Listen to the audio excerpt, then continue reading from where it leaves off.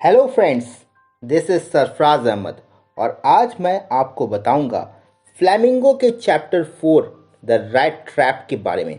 तो इस वीडियो को एंड तक ज़रूर से देखिएगा। और हाँ, वीडियो के एंड में इस चैप्टर के कुछ इम्पॉर्टेंट वर्ड्स को भी देखेंगे जो कि आपके एग्ज़ाम के लिए बहुत बेनिफिशियल होगा। तो रैट ट्रैप स्टोरी को लिखा है सलीमा लैगरलॉफ ने। इस स्टोरी में सलीमा उस बात को बताती हैं जो कि यूनिवर्सल ट्रूथ है। वे बताती हैं कि किसी भी व्यक्ति के अंदर से अच्छाई बाहर लाई जा सकती है अगर हम उनसे अच्छे से ट्रीट करें। इस कहानी की शुरुआत होती है एक रैट ट्रैप यानी चूहेदानी बनाने वाले से। वो रैट ट्रैप बेचकर अपना गुजारा करता था, लेकिन उसका बिजनेस अच्छा नहीं चल रहा था, इसलिए वो बहुत गरीब था। अपनी इस गरीबी की वजह से उसे चोरी करनी पड़ती थी, यहाँ तक कि उसे भीख भी मांगनी पड़ जाती थी क्योंकि उसके पास इतने पैसे नहीं होते थे जिससे वो 2 वक्त का खाना खा सके। उसके कपड़े भी बिल्कुल फटे हुए थे और खाना ना मिलने की वजह से वो बिल्कुल पतला और कमज़ोर हो गया था।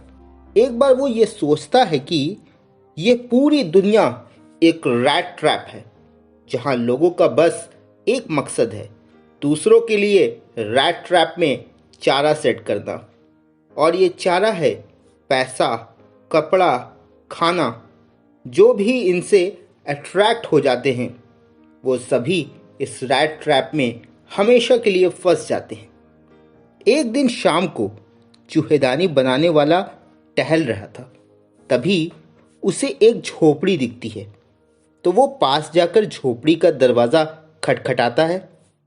तभी झोपड़ी से एक बूढ़ा आदमी बाहर निकलता है और वो उस चूहेदानी बनाने वाले को घर के अंदर बुलाता है। उस बूढ़े आदमी को उसके कमज़ोर शरीर को देखकर दया आती है, तो वो उसे खाने के लिए दलिया देता है और रात को ठहरने के लिए कहता है। तो चूहेदानी वाला वहीं ठहर जाता है।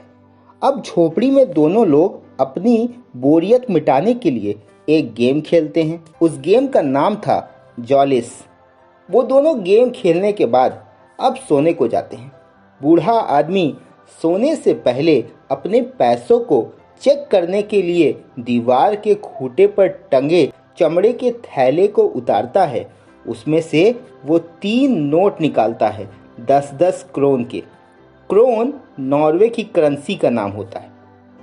वो तीनों नोट मुड़े हुए होते हैं, तो उन नोटों को सही करके वो वापस थैले में रख देता है और थैला लटका देता है। यह करते हुए चूहेदानी वाला देख लेता है। दोनों अब सो जाते हैं। सुबह में चूहेदानी वाला घर से जाने लगता है। उसके साथ वो बूढ़ा आदमी भी घर से चला जाता है।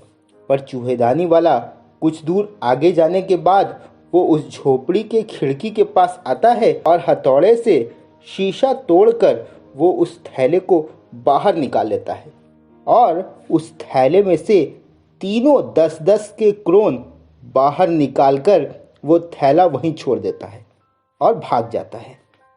फिर वो सड़क पर घूम रहा होता है और चोरी करके उसको बड़ा मज़ा आ रहा होता है, लेकिन उसे इस बात का भी डर रहता है कि वो पकड़ में ना आ जाए। तो इससे बचने के लिए वो सड़क के रास्ते जंगल चला जाता है। लेकिन रात को वो जंगल में भटक चुका होता है क्योंकि उसे बाहर जाने का रास्ता नहीं मिल रहा था। अब उसके लिए ये जंगल ही रैट ट्रैप था, क्योंकि उसके पास उस बूढ़े आदमी के पैसे तो थे पर वो उसे खर्च नहीं कर सकता था। अब वो बहुत थका हुआ था, भूख से परेशान इधर उधर भटक रहा था। कमज़ोरी की वजह से वो एक पेड़ के पास चक्कर खा के गिर जाता है। फिर तभी उसे कहीं से लोहे पीटने की आवाज़ आती है, तो किसी तरह अपने आप को काबू करके वो उस आवाज़ का पीछा करता है। फिर जब वो पहुंचता है तो देखता है कि वहाँ एक बड़ी लोहे की फैक्ट्री है। चूहेदानी वाला जहां था वो जगह थी रैम्सजो आयरन्स वर्क। वहाँ कुछ लोग मौजूद थे जिसमें फैक्ट्री का मालिक और उसके वर्कर थे। चूहेदानी वाला उनके पास जाता है और उनसे कहता है कि क्या वो वहाँ रुक सकता है।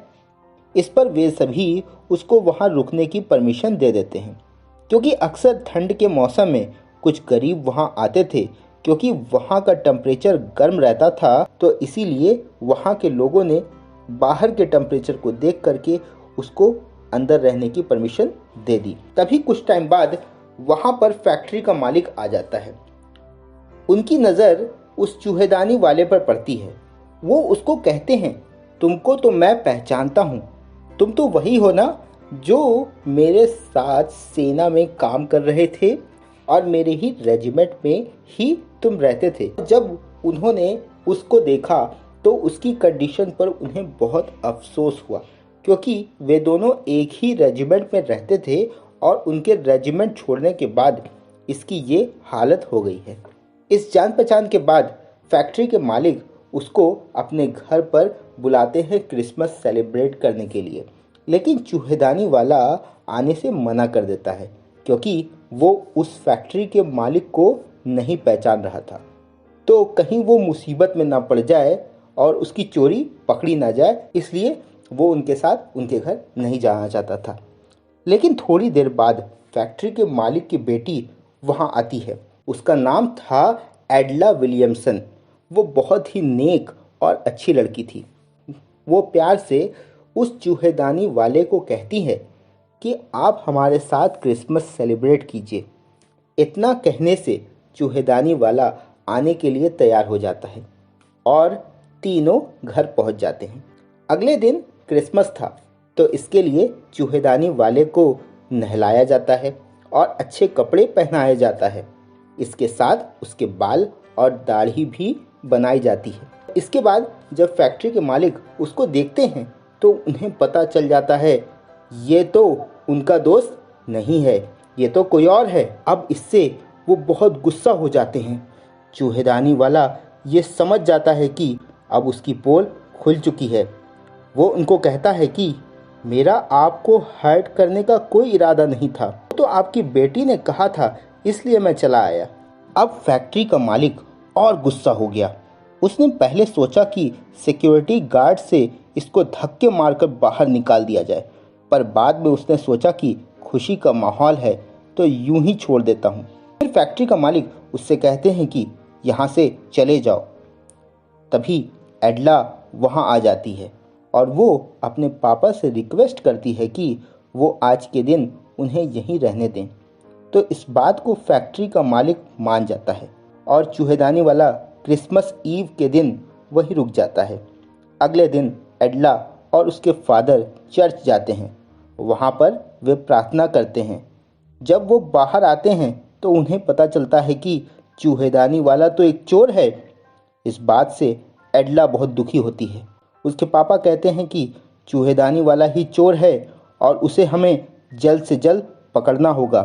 तब जल्दी जल्दी दोनों घर पहुंचते हैं तो पता चलता है कि वो घर से जा चुका है। वो दोनों सिक्योरिटी गार्ड से कहते हैं कि वो चोर था। अब सिक्योरिटी गार्ड कहता है लेकिन वो तो घर से कुछ भी नहीं ले गया, हमने पूरी तरह से उसकी तलाशी ली थी, लेकिन हाँ वो एडला के लिए एक तोहफा छोड़ गया है। जब एडला गिफ्ट को खोलती है तो बहुत खुश होती है, क्योंकि उस गिफ्ट में एडला के लिए एक छोटी सी चूहेदानी थी और उसके साथ 3 10-10 क्रोन के नोट और एक लेटर भी था। एडला जब उस लेटर को खोलती है तो उसमें सबसे पहले चूहेदानी वाला एडला को थैंक्स लिखता है उसकी हॉस्पिटैलिटी के लिए। फिर आगे लिखता है कि वो नहीं चाहता कि क्रिसमस के अच्छे दिन में एक चोर किसी के घर पर रहे, इसलिए वो वहाँ से चला गया। उसने आगे ये लिखा कि उस गिफ्ट में जो 10-10 क्रोन के नोट हैं वो उन नोटों को वापस उस बूढ़े आदमी को दे दे। वो ये भी बताता है कि कैसे उसने ये चोरी की थी।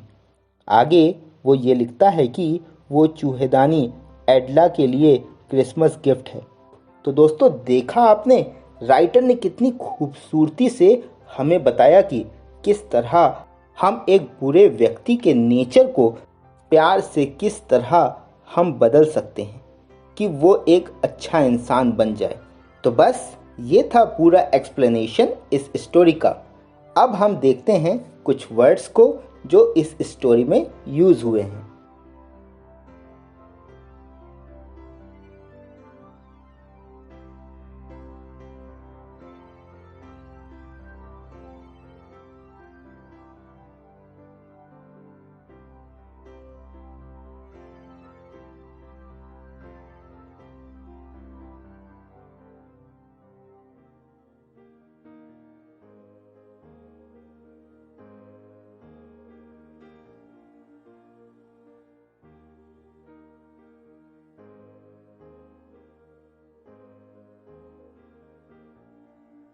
आशा है कि आपको ये वीडियो पसंद आया होगा। अगर आपको ये वीडियो पसंद आया तो इस वीडियो को लाइक कीजिएगा, अपने दोस्तों के साथ शेयर कीजिएगा। मैं हूं आपका दोस्त सरफराज अहमद। मिलूंगा अगली वीडियो के साथ, तब तक के लिए जय हिंद, वंदे मातरम।